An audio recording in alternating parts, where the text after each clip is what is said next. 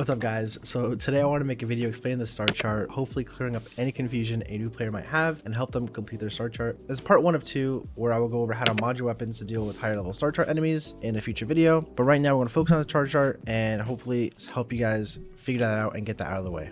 Hopefully turning you guys from this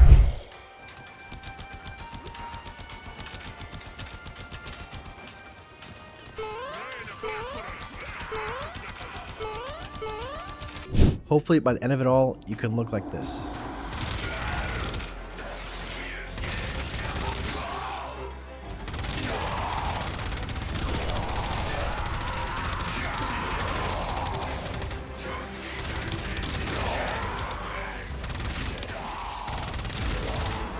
I delivered a life support capsule to the area. Activating it will buy you...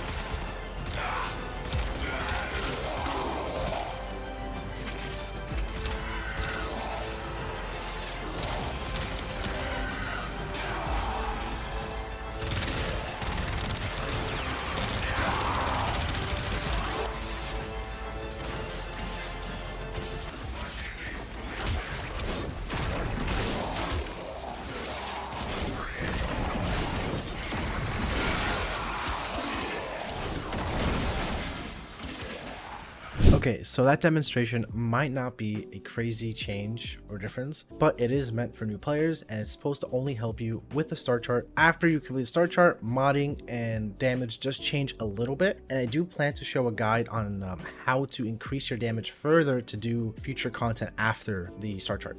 Okay, so starting off, you should be looking at this screen. Yours will look a little bit different, but pretty much you should be on Earth, and after you complete your beginner tutorial quest line, you should be on Earth and you'll see a bunch of planets. These should all be locked for you, and then you'll have these things called junctions. You'll see the Mars junction up top and the Venus junction below, and then right after that you'll see a button that says 2 Mars and 2 Venus. Okay, what you need to do to progress further is you will first clear a path to one of these junctions. So for example, if we're going to Venus, E Prime, Mariana, Mantle, Lith, Cambria, and then you're at the Venus junction, right? Same thing if you want to go to Mars, you go the same way, or to Lua, same path. Once you reach your junction, if you hover over it, let me go to normal system. When you hover over it, you'll see criterias. So to go to the Venus junction, you have to complete the Voice Prize, complete Size Vigil, and use Fusion and rank up any mod, right? And you can see at the bottom, you have a series of rewards, or like pan through them, telling you what rewards you'll get for completing said junction, right? So same thing for the Mars junction, complete once awake, collect Rubido. All right, so let's first focus on the Venus junction. So Voice Prize is the first quest you should be able to do when you first start the game. Size Vigil you unlock from Cetus, and Fusion to rank up any mod is just in your mods in your ship. Simple, straightforward. Once you complete these criterias, you can click on the junction and then it will start a mission. Let's go in and we can show you. So when you enter the mission, it should look like this. It's not a normal type of mission. You'll go in, you'll see you're in some little hallway, and then there'll be somebody talking to you and you'll see all the requirements. If you don't have these requirements, you cannot confront the Spectre. So if you have them completed like I do, you press interact, you'll confront the Spectre, and for Venus, you'll see a Vault Spectre. Every single junction will have a Warframe Spectre that you will have to fight. It's like a mini boss, or I guess it is a boss in this case. When you defeat them, you would then interact with this and it would connect the link from Earth to Venus in our case. So you'll interact with this, your mission will complete, and then we'll be able to move on to Venus.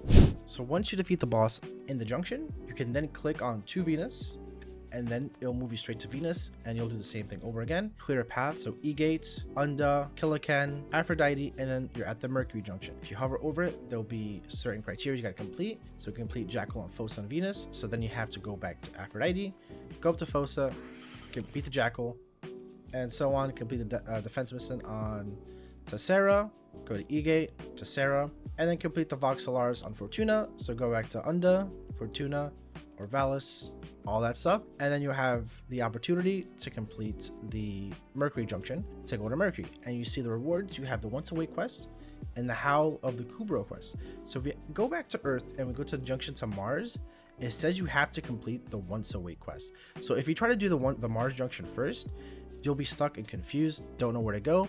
If you saw in the Mercury Junction, we got the Once Awake quest as a reward. So once we complete this junction, we'll have the Once Awake quest line, and then we go to Mercury. We can access Mercury for the rewards and loot resources and the quest line. And then after we complete all of that, we can go back to Earth, and then from there go to Mars, complete junction, move to Mars, and then when you get to Mars, you'll see 3 more junctions. So this is how you complete your star chart. Every planet will have a junction, move on to the next.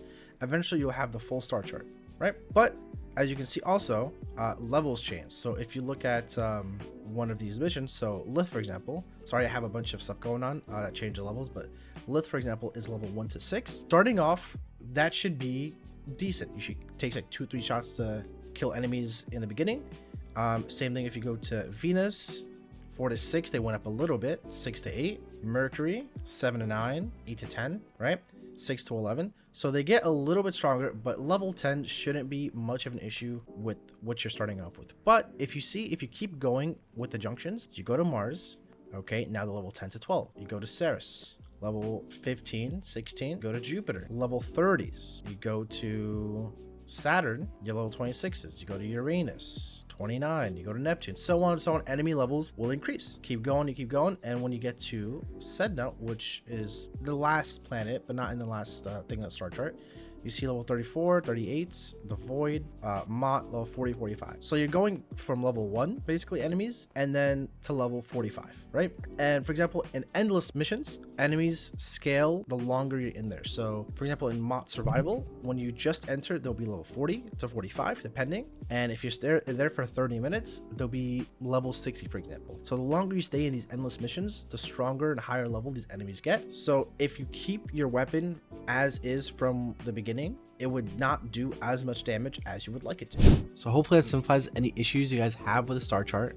If you guys still have any issues or questions, let me know down in the comments or come by the stream when I'm live. Consider subscribing for future content. I do plan on making a video explaining the modding system to help you mod your weapons for the star chart. Hopefully you guys enjoyed. Thank you for watching and take care.